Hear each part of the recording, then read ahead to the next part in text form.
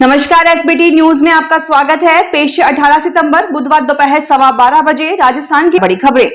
सबसे पहले एक नजर डालते हैं आज की हेडलाइंस पर। पीएम मोदी को मिले 600 तोहफों, स्मृति चिन्हों की नीलामी शुरू। कर्मचारी चयन बोर्ड ने किया भर्तियों का परिणाम जारी करने के सिस्टम में बड़ा बदलाव। जम्मू कश्मीर की 24 सीटों पर 9 बजे तक 11% वोटिंग। आईपीएस अधिकारियों के तबादले की तैयारी। केंद्रीय मंत्री बिट्टू के खिलाफ दिल्ली हाई कोर्ट में याचिका। और अब खबरें विस्तार से सुनिए। प्रधानमंत्री नरेंद्र मोदी को मिले 600 से ज्यादा तोहफों और स्मृति चिन्हों की ई नीलामी मंगलवार से शुरू हो गई। यह 2 अक्टूबर तक चलेगी। केंद्रीय संस्कृति मंत्री गजेंद्र सिंह शेखावत ने सोमवार को नीलामी के बारे में मीडिया को जानकारी देते हुए कहा कि यह अद्वितीय संग्रह भारत की समृद्ध संस्कृति, आध्यात्मिकता, इतिहास और राजनीति की झलक दिखाता है। राजस्थान कर्मचारी चयन बोर्ड की ओर से भर्तियों में पारदर्शिता बरतने के लिए परिणाम जारी करने के सिस्टम में बड़ा बदलाव किया है। ये बदलाव आज से लागू हो गया है। नए सिस्टम से पहली बार पर्यवेक्षक महिला 2024 भर्ती परीक्षा का परिणाम जारी होगा।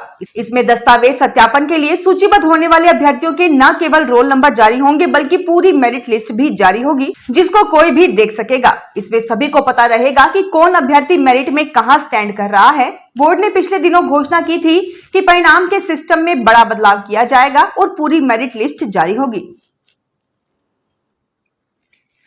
कुलगाम, पुलवामा और डोडा के एक मतदान केंद्रों पर सुबह 7 बजे से ही वोटर्स जुटना शुरू हो गए। यहां सुरक्षा के पुख्ता इंतजाम है। जम्मू कश्मीर विधानसभा चुनाव के फर्स्ट फेज में बुधवार को 7 जिलों की 24 विधानसभा सीटों पर सुबह 7 बजे से वोटिंग शुरू हो गई है। इसमें 23.27 लाख वोटर्स शामिल होंगे। सुबह 9 बजे तक 11.11% वोटिंग हो चुकी है। सबसे ज्यादा किश्तवाड़ में 14.83 और सबसे कम पुलवामा में 9.18% वोट डाले गए हैं। मतदान शाम 6 बजे तक होगा। राजस्थान में आईपीएस अधिकारियों के तबादले की सूची का इंतजार किया जा रहा है, जिसमें 49 आईपीएस अधिकारियों के तबादले हो सकते हैं। इनमें 9 एडीजी, 11 आईजी, 11 डीआईजी और 8 जिलों के एसपी शामिल हैं। इसके अलावा एसीबी में भी कांग्रेस सरकार से जुड़े 7 अधिकारी हैं, जिनमें 1 एडीजी, 5 डीआईजी और 1 एसपी शामिल है। सरकार आईपीएस तबादला सूची को लेकर होमवर्क कर रही है और इसके बाद आईपीएस तबादला सूची भी जारी की जाएगी। केंद्रीय मंत्री रवनीत सिंह बिट्टू के खिलाफ दिल्ली हाईकोर्ट में बुधवार सुबह एक जनहित याचिका दायर की गई है। हिंदू सेना एस के अध्यक्ष सुरजीत यादव की इस याचिका में आरोप लगाया गया है कि बिट्टू ने लोकसभा में विपक्ष के नेता राहुल गांधी के खिलाफ अपमानजनक भाषा का इस्तेमाल किया। जनहित याचिका में बिट्टू के खिलाफ कार्रवाई की मांग करते हुए कहा गया है कि उनकी टिप्पणियों से हिंसा और अशांति भड़कने की संभावना है। राजस्थान के पूर्व सीएम अशोक गहलोत आज दिल्ली पहुंच गए हैं। वे आज सुबह जयपुर से फ्लाइट के जरिए दिल्ली आए। वह एयरपोर्ट से सीधे राजस्थान गेस्ट हाउस पहुंचे। गहलोत आज दिल्ली में पार्टी नेताओं से मिलेंगे। जयपुर में अंतर्राष्ट्रीय वैश्य फेडरेशन की ओर से राज्य के 12 वैश्य विधायकों और 2 सांसदों को सम्मानित किया गया। श्रीगंगानगर विधायक जयदीप बिहाणी भी सम्मानित होने वालों में शामिल हैं। इनका लोकसभा अध्यक्ष ओम बिरला व फेडरेशन के पदाधिकारियों ने सम्मान किया। फेडरेशन के राज्य प्रभारी ध्रुवदास अग्रवाल के अनुसार समारोह में भीलवाड़ा के सांसद दामोदर अग्रवाल, गौतम दत्त मंत्री राजस्थान सरकार, विधायक कालीचरण सराफ जयपुर, प्रताप सिंघवी छबड़ा, अतुल भंसाली जोधपुर, ताराचंद जैन उदयपुर, दीप्ति माहेश्वरी राजसमंद, अशोक कोठारी भीलवाड़ा, जयदीप बिहाणी श्रीगंगानगर, गणेश राज बंसल हनुमानगढ़, रितु बनावत भरतपुर का स्वागत किया गया। अब राजस्थान रोडवेज की बसें दिल्ली में नाइट हॉल्ट नहीं कर सकेंगी। साथ ही बस अड्डों के अंदर बसों की पार्किंग भी नहीं हो सकेगी। रोडवेज एमडी पुरुषोत्तम शर्मा के अनुसार दिल्ली जाने वाली रोडवेज बसों को लेकर नए निर्देश लागू किए गए हैं। Delhi transport infrastructure development corporation ने इस संबंध में सभी राज्यों की रोडवेज को निर्देश जारी किए हैं। डीटीडीआईसी के अधीन कश्मीरी गेट, आनंद विहार और सराय काले खां बस अड्डे पर नाइट हॉल्ट और बसों की पार्किंग खत्म हो गई है। इसके बाद अब रोडवेज प्रशासन ने भी अपने सभी डिपो के मुख्य प्रबंधकों को इस बारे में निर्देश जारी कर दिए हैं। इनमें कहा है कि बस अड्डे के अंदर रोडवेज बसों का अतिरिक्त ठहराव नहीं किया जाए। राजस्थान में 3 दिन बाद आज से मानसून फिर एक्टिव होगा। बंगाल की खाड़ी में बना लो प्रेशर सिस्टम अब आगे बढ़कर मध्य प्रदेश तक पहुंच गया है। उसके असर से राजस्थान के 16 जिलों में आज बारिश का अलर्ट जारी किया गया है। मौसम केंद्र जयपुर के अनुसार नए सिस्टम से 2 दिन तक बारिश हो सकती है। इधर पिछले 24 घंटे के दौरान राजस्थान के धौलपुर और भरतपुर एरिया में हल्की से मध्यम बारिश हुई। धौलपुर में बीती रात 44 mm बारिश हुई। वहीं राजधानी जयपुर समेत प्रदेश के तमाम शहरों में दिन भर आसमान साफ रहा।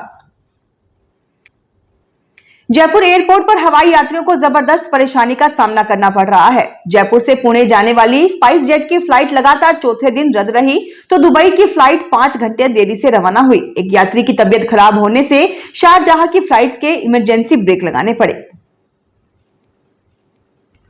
राजस्थान के टोंक जिले के दूनी थाना क्षेत्र के निवारिया पंचायत मुख्यालय पर शिक्षा विभाग के retired deputy director Hazarilal Meena के मकान में 5 लाख की चोरी हो गई।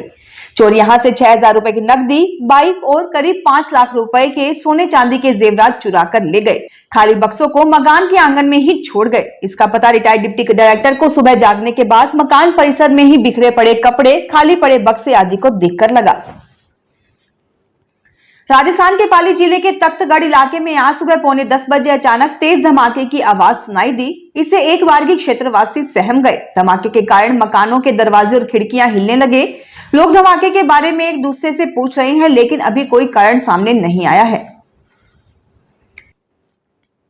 राजस्थान के चूरू में मौसम के बदलते मिजाज के साथ अब अस्पताल में रोगियों की संख्या भी बढ़ने लगी है। अस्पताल में सर्दी, जुकाम, बुखार व उल्टी दस्त के रोगी अधिक आ रहे हैं। इसके अलावा इस बार अधिक बारिश होने के कारण मच्छर जनित रोग बढ़ रहे हैं। सितंबर माह में अस्पताल में डेंगू का डंक रोगियों को सताने लगा है। अस्पताल में सितंबर माह में अब तक 31,281 रोगियों ने आउटडोर में डॉक्टर को दिखाकर अपना इलाज करवाया है। वहीं 1,103 रोगियों ने भर्ती होकर इलाज करवाया है। डेंगू व मलेरिया के संभावित रोगियों की संख्या को देखकर अस्पताल प्रशासन भी अलर्ट मोड पर आ गया है। अस्पताल में इसके अलावा 20 मेडिसिन डॉक्टर की टीम बनाई गई है जो डेंगू व मलेरिया पर नजर रखे हैं। इसके अलावा 20 बेड का एक अलग वार्ड भी बनाया गया है। राजस्थान के भरतपुर जिले के कुम्हेर में डीएपी खाद लेने के लिए आए किसानों ने आज क्रय विक्रय सहकारी समिति कार्यालय में हंगामा किया। प्राप्त जानकारी के अनुसार खाद लेने के लिए किसान कतारों में खड़े थे। समिति के कर्मचारी पर्ची काट रहे थे। इसी दौरान किसान हंगामा करने लगे। हंगामे के बीच सूचना मिलने पर पुलिस मौके पर पहुंच गई। इसके बावजूद हंगामा जारी रहा तो सहकारी समिति कर्मचारी पुलिस थाने चले गए। अब पुलिस थाने से ही पर्चियां काटी जा रही हैं। राजस्थान में सिरोही जिले का सारणेश्वर महादेव मेला अपनी अनोखी परंपराओं और ऐतिहासिक महत्व के लिए प्रसिद्ध है। इस मेले की एक खासियत यह है कि भगवान शिव को साल में एक बार पुलिस गार्ड ऑफ ऑनर देती है। ये परंपरा राजस्थान के सिरोही जिले में निभाई जाती है। इसके जरिए भगवान शिव के प्रति गहरी आस्था और सम्मान को दर्शाया जाता है। मेले का समापन पुलिस कर्मियों द्वारा भगवान शिव को गार्ड ऑफ ऑनर देकर होता है। यह मेला जिले का सबसे बड़ा मेला है जिसमें लाखों श्रद्धालु शामिल होते हैं। 2 दिवसीय मेले की शुरुआत ठाकुर जी की शाही रेवाड़ी के साथ होती है और इसके बाद भक्तों का मंदिर में आना शुरू हो जाता है। मेले में रेवाड़ी समाज की बड़ी भागीदारी होती है और वे पारंपरिक वेशभूषा में मेले में शामिल होते हैं। इसके बाद सर्व समाज के लोग भी सारणेश्वर महादेव के दर्शन के लिए मंदिर आते हैं और सुख समृद्धि की कामना करते हैं। फिलहाल इस बुलेटिन में इतना ही। फिर हाजिर होंगे और बड़ी खबरों के साथ।